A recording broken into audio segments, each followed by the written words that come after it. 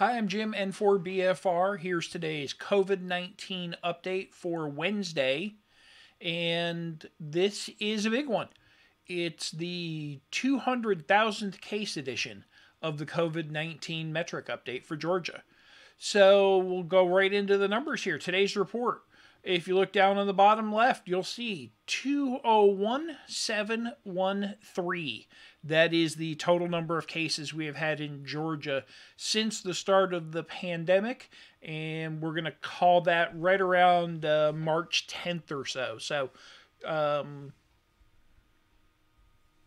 coming up on 5 months now, 6 months, 5 months.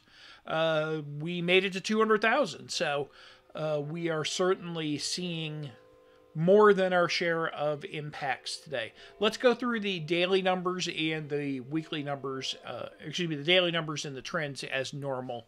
So testing was up today, and that's certainly a good sign after seeing a couple of days of testing below average.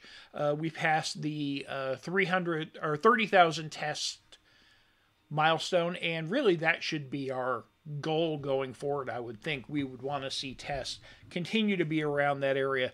Interesting link. I posted it in the Reddit discussion on this, and you can find the link down below. Good article from the Atlanta Journal-Constitution. They quote an AP source as saying there are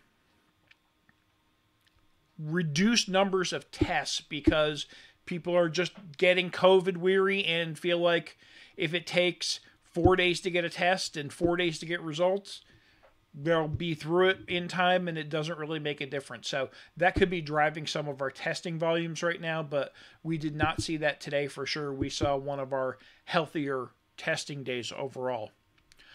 12% of tests came back positive. Those are viral tests that came back positive. So that gave us our 3,765 net new cases reported, which pushed us over the 200,000 COVID test barrier.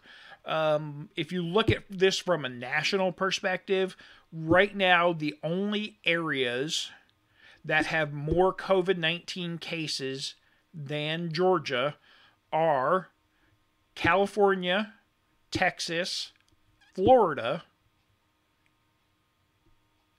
and New York City. If you look at the CDC data, they separate out New York City and New York State. We passed the state of New York outside of the little lower bottom part of the state that has the big city there. We passed the state this week, so now there's only really 4 regions that are more impacted than Georgia for COVID-19. 5 if you count New York State and New York City together, as well you should because they are the same thing, but that's the way the data is broken out. So we'll be 5th for a while, but interesting to see how the number of cases has trended there, and we'll be watching for that. 360 new hospitalizations today, and reminder, this new hospitalizations number is number of people who are hospitalized at the same time they are diagnosed.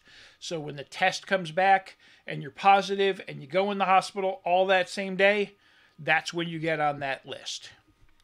In the meantime, the active hospitalizations did drop a little bit. We saw that go down to 3,077. That's down 111 from last week at this time. I think it's fair to call a trend that we are starting to trickle down a little bit, but we are really high and remain high overall in just our overall impact right now. And I mentioned this last week, but I think it bears repeating. We're not changing anything that I've seen to improve this number. No new restrictions, no new closings, those types of things. In fact, and I'll talk about this in a second, we are potentially ramping up all these potential school infections, which will probably drive this number even higher. I would not be surprised to be sitting here before Labor Day and saying, it's a new record again for cases because I think we're getting close to that right now. From a death report perspective, 63 deaths, higher than normal. Last week, we actually had 79 deaths on this date, so it drove the average down below 50 a day. That's good, but 63 deaths in one day is still not the number we want to see.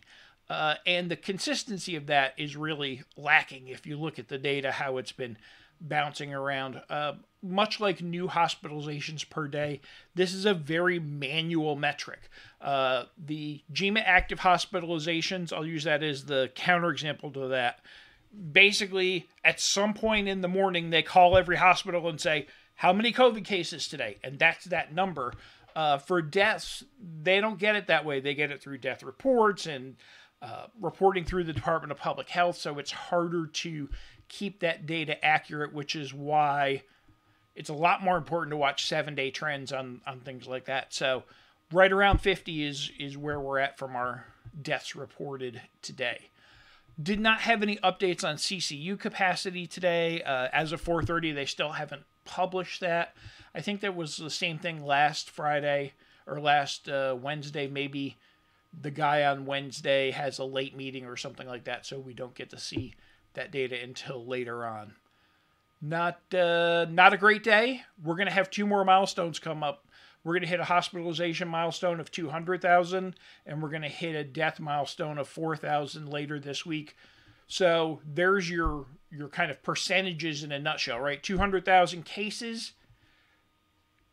We've had 20,000 hospitalizations. So put that back up for a second here.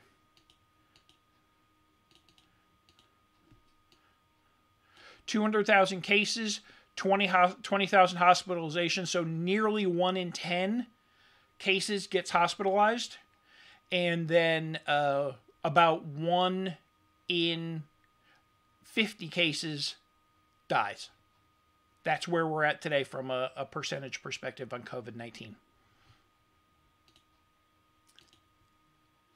Something that I am working on, and again, I will include a link to the Reddit discussion on this in a forum.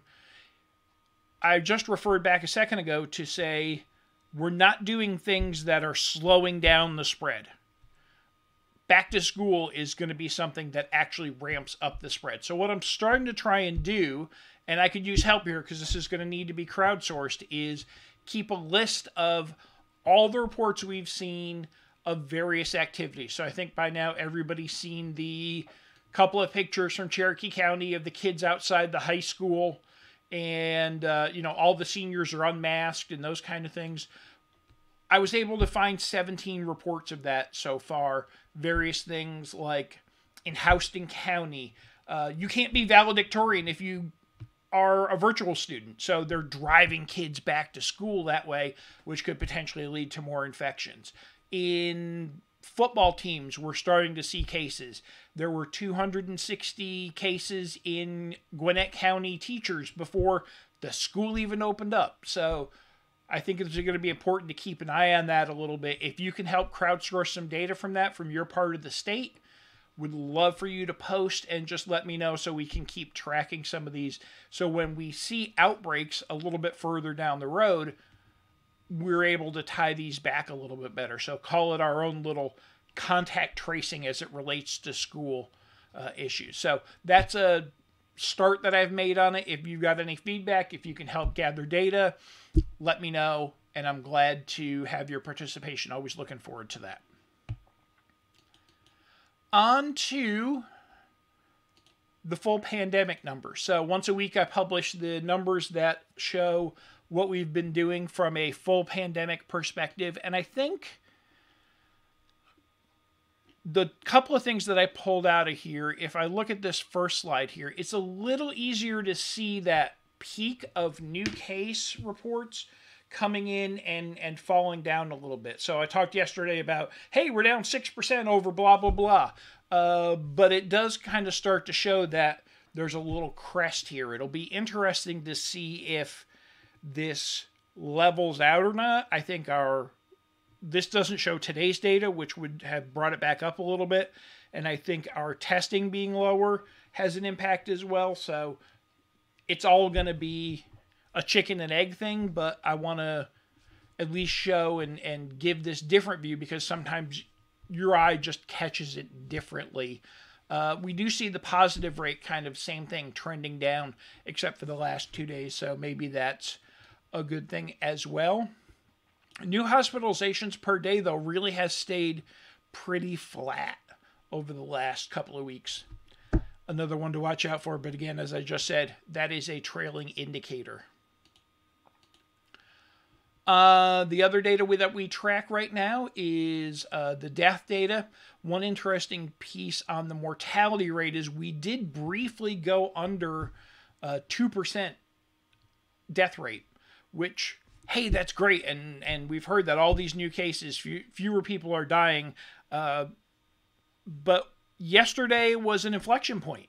We actually were going down, down, down, down. We got to 1.97% per of people with COVID-19 diagnosed cases die, according to all this tracking data. Yesterday, with the deaths that we had reported, that number ticked back up for the first time in about 60 days. So it was 1.98 yesterday. It was higher again today. I didn't look to see what it did to the number, but it's probably going to come back up over 2 and settle around in that area.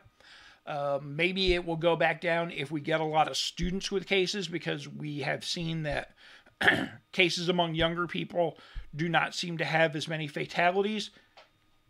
But right now, you have a 1 in 50 chance of dying if you get COVID-19 as of this data today in Georgia.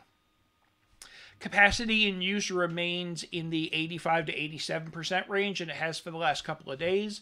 Patients' beds in use are still around 3,000, and that's remained pretty flat. And we're going to pass higher penetration to population. We'll pass that 20 per 1,000 residents mark here over the next couple of days. I think the interesting thing on all this data is going to be next week.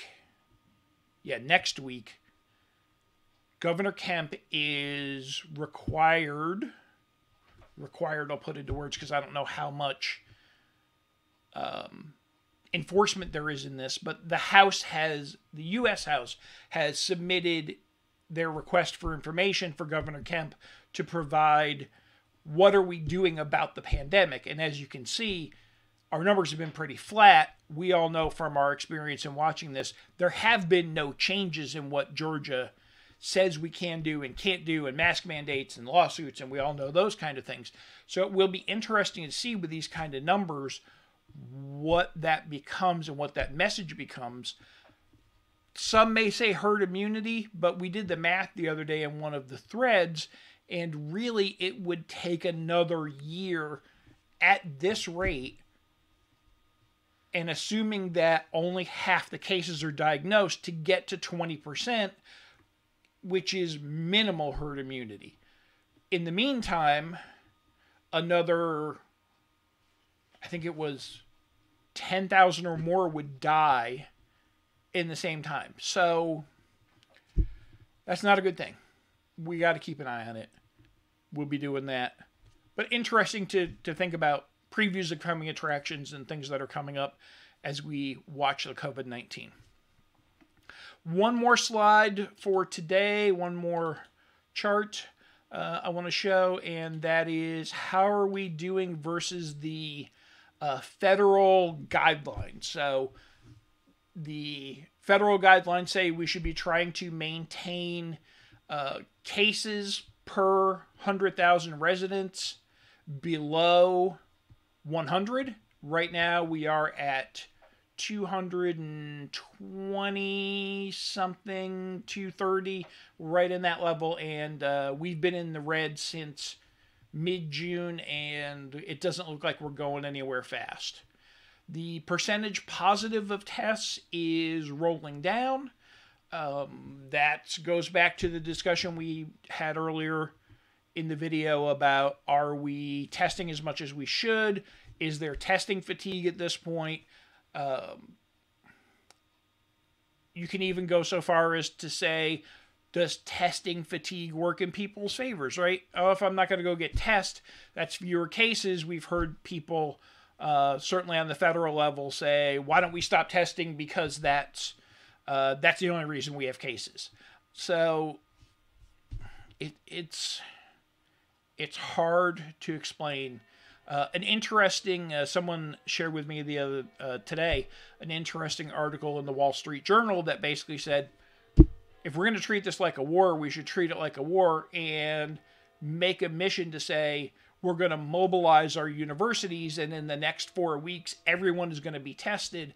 And when everybody gets tested, they are going to be required to quarantine for 2 weeks and burn this thing down before, October hits, and try and see if we can't help that. I think it's very unlikely that we do that, but I think it's an excellent idea. I feel like one of the things that we haven't done is kind of pulled together to solve this.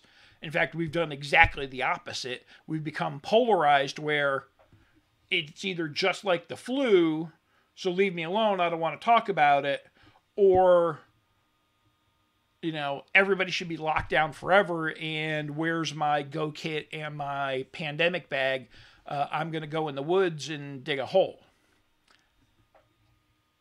There's a middle ground, and I think we all need to figure out where we want to be as a society. I'll get into my personal opinion. I don't think it's bad to ask everybody to wear a mask. I get it's not against your constitutional rights. I think the Constitution is mute on this, but I will tell you this, it's not a death sentence, right? It's not a death pact. Your decisions may vary. I don't want to go too far into this because I want to get into and continue to update on facts and not my own personal supposition and opinion, but I think masks will go a long way to help. And it's easy, it's safe. Let's give it a try and see what happens. 30 states have. Let's hope that maybe Georgia decides to come around to that at this point. All right, that's it for today. We'll watch for Thursday data, see what happens with the deaths, see if we get testing to stay up. And again, if you can contribute to some of the school information, if you have schools in your part of the state that are doing something interesting that may affect people getting infected or not, please post in that thread that's linked below, and we'll keep track of that as well. Thank you, and have a great afternoon.